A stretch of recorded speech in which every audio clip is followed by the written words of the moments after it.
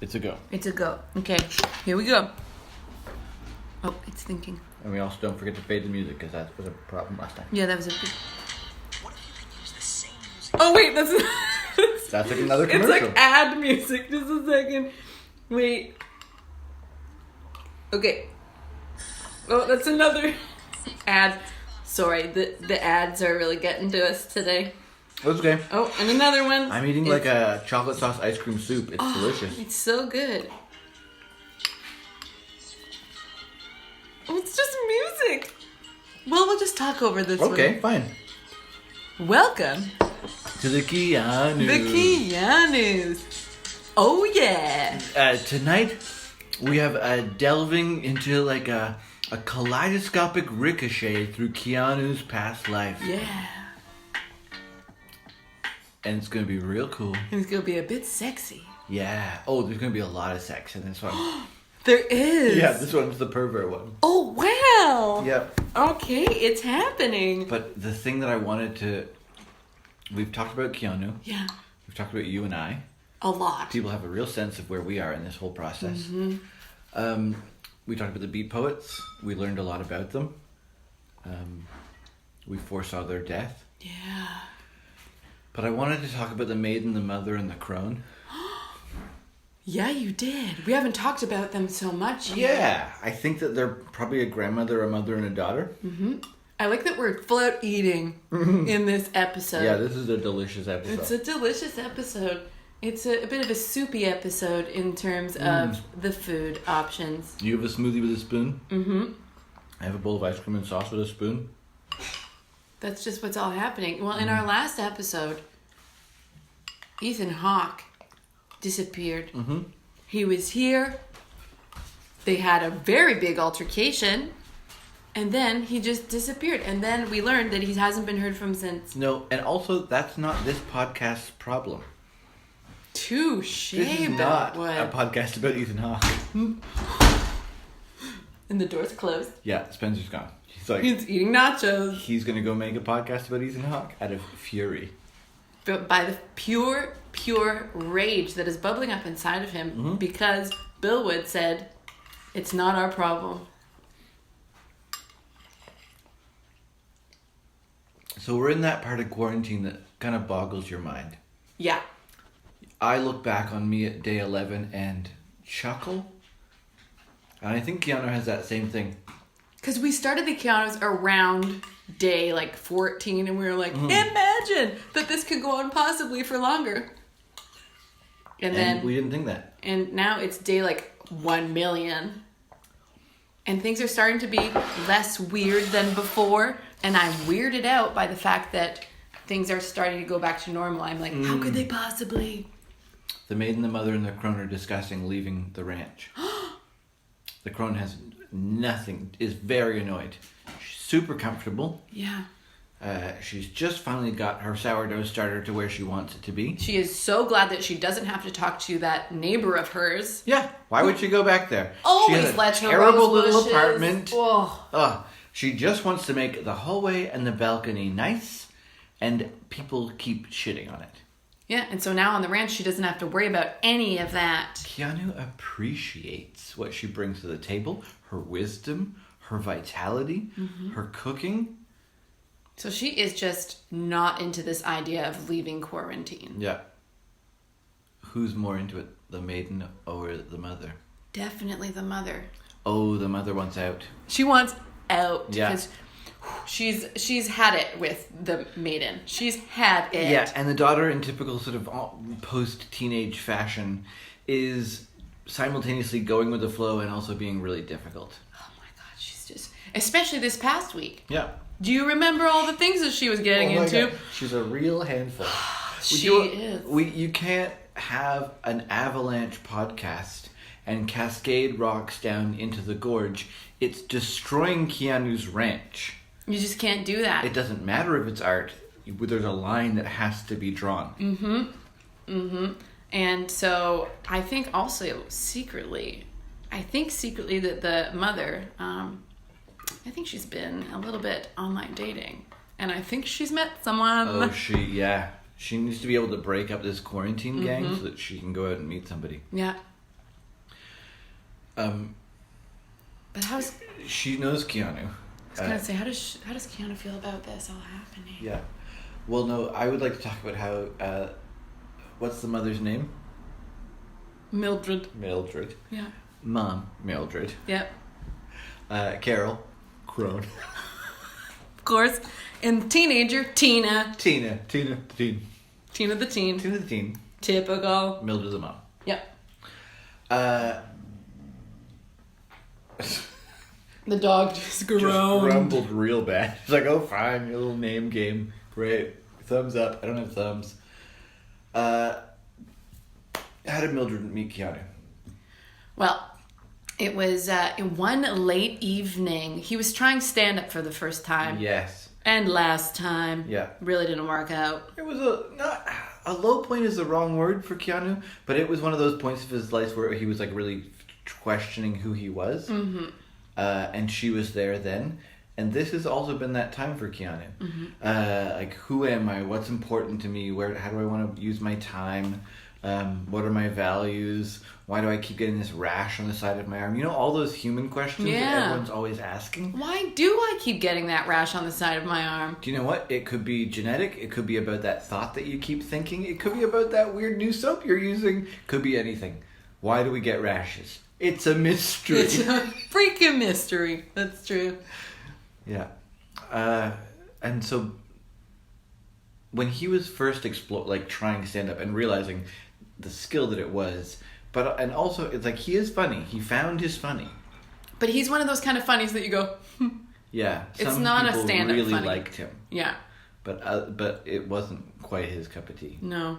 So that's where they met. She was the owner of the club. Yeah, she ran the club. Yeah. And they were also knew each other. She was having the daughter at the time. She was pregnant. Oh, they've known each other a while. Yeah, It was about 17 years ago. Yeah. He was trying stand up. Yeah. She was pregnant. He took her to the hospital. Because the deadbeat dad. Yeah. Out of the picture. Yeah, it was just a road comic, one of those things. Yeah. It's a lot of deep stuff happening. Yeah.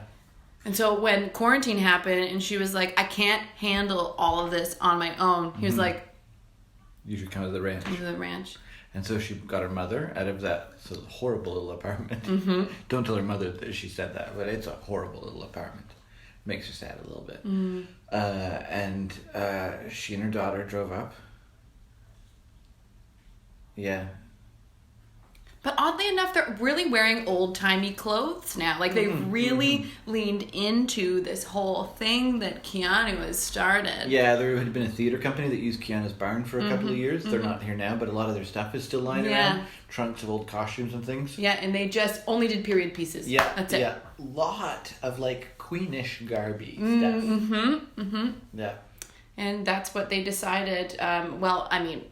They only packed for a couple of weeks. Nobody knew that this was going to be like this. And then accidentally, when they were washing their clothes on the rocks, the river took everything downstream. Yeah, they sang a little bit. They're just like, ooh, sailors come to me. And then that didn't bring any of their clothes back upriver, unfortunately. It just caused a fight between the mother and the grandmother about the key that it was in and the rhythm that it was supposed to be sung at. Because they were both former opera singers. Yeah. They've been opera. Yeah, they were opera singers. Yeah. Retired now. And then they're like, oh, now we have no clothes. What are we gonna do? And then they came upon all these costumes. They look great. Sort of like long, a lot of bodices, but they're like drapey. Yeah, drapey, like tight top, long drapey skirt. Yeah, like a lot of lacing. Lacing, a lot of velvet. Yeah, yeah, brocade and piping. Collars. So many collars. Yeah, but they look majestic. They do. They look fantastic. They sort of glide through the whole thing. In the barn, they're sort of gliding and feeding the horses. Wow. They've decided maybe I should start churning butter. I may not look the part. I wonder if I will just have the skill automatically. Tina took all the barbed wire and strung it in the hayloft in these intricate sort of gestural shapes that are very evocative. Also dangerous. I was going to say super dangerous. Yeah. No, she put up a little warning rope. It said, no one allowed. Yeah, but danger, barbed wire. I'm mad. Stay out. It was about her being angry. Yeah. She had felt like she'd been pulled out of her whole life. And like almost contacting people made it seem worse because there was nothing to say and nothing was changing for anyone. That's when she went out with Keanu one day and was like, what should I do? I'm mad. And he was like, podcast. You should do a podcast about avalanches. Yeah. Keanu gave her the idea and she got in trouble for it. But do you know what? She didn't throw him under the bus. Nope. She got it. Yeah. Keanu was teaching her life lessons like, look, if you got to do something, maybe you got to keep it secret. That's right. Yeah. There's nothing wrong with having boundaries. There. Mm-hmm. Or a secret cave. Yeah. Yeah. She has a secret spray paint cave. I bet that Keanu let her go. Remember those underground caves we were talking about? I bet he was like, just take one. And he told her that there was a bunch of spray paint in one of the barns. She was like, really? He's like, yeah, go use it. And she just gets high on the fumes. Some of it is a little bit huffy, that's for sure. But a lot of it is like this beautiful... there's like a lot of depth created with color layering. And like she's using a lot of like iridescent and sparkly stuff. Highlights of gold and silver. She's definitely, when prom comes around, she's definitely going to sneak so many of her friends back there to have an underground party. God, the underground sparkle cave is going to be epic. dope. Yeah, it's going to be really good. Did you just use the word dope? Yeah. It's a lit word. I think it's the appropriate word. I know, I feel like just us saying it feels weird to say it in my mouth. I'm an old man. Mm-hmm. Yeah. And I, too, am an old man. You are kind of an old man. Thank you. But they have to go. It's time to leave soon. Yeah. They got to go back to work. Let's talk about Mom's boyfriend. Potential boyfriend. They don't know where they are yet. I'm thinking of the deadbeat boyfriend. Yeah. You mean we don't even know who that guy is. She swiped right. Let's see. Yeah, they started chatting. Mm-hmm. And like texting and but it was intriguing. She was into it, but she has to explore it a bit more. And also, what does she want from a man at this point? You know, just a little face hockey. She doesn't want to die without having more sex. Part of it. That's fair. Also, her daughter is sort of leaving her life and transitioning out. Yeah, it's prom coming up. And her mom's going to die. Not immediately, obviously, but that's on the horizon. I was going to say, we haven't explored that in the slightest. No, but she's an old lady. You can sort of smell it in the air. It's implied. Okay. She's going to die soon. Yeah. Oh, that's really sad. Yeah. Yeah.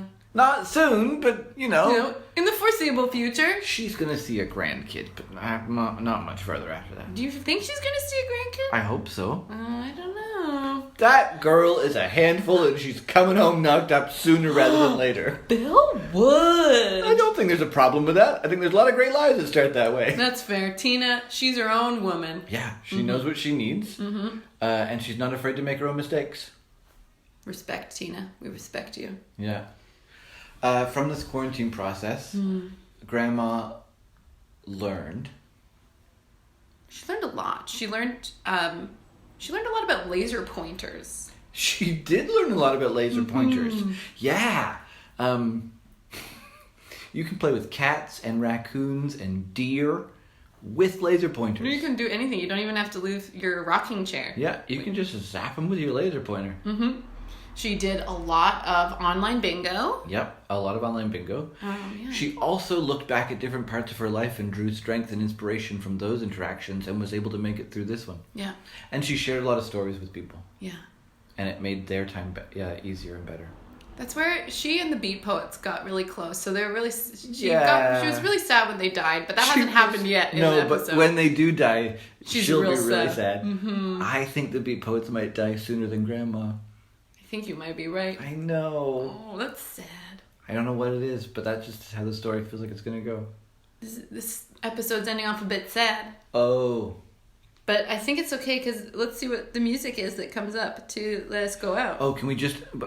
I need to know what Mom learned, and I want to know what Tina learned. Oh, okay. Well, let me tap into Tina. I got to take on her posture, and I'm going to pretend that I'm thinking of smoking the jazz cabbage. Oh, I learned a lot about secrets. Yeah. I learned about secrets. I can feel my own potential, and it's satisfying and scary. Yeah. I also learned that my distaste for my math teacher is very real.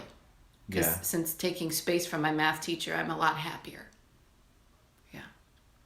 I think that she realized her grandmother was really funny, and that her mom, although she always thought she was really inconsistent, is actually a different type of consistent. What did Mildred learn? She's not done yet. This is a blip, and it's not going to finish her life off. That comedy club, she's like, I got to diversify. COVID has inspired her to diversify. Yeah.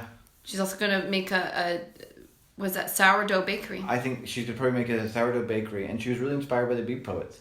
And she might look for other avenues of self-expression to help promote. Yeah, she's a promoter. I also think she had a thing for one of the Beat Poets. Yeah. Just saying. They came out of those caves more than once. Sippy, are you implying that Mildred had sex with one of the Beat Poets? I don't know. I'm just saying. When I was making my artisanal paint by numbers, I saw them coming out of the cave. I'm not trying to start anything. Well, I think that's a nice quarantine experience. This has been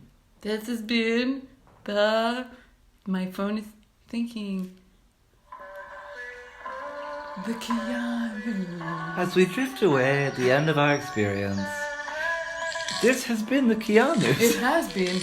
It's been an experience. Thanks. Good night.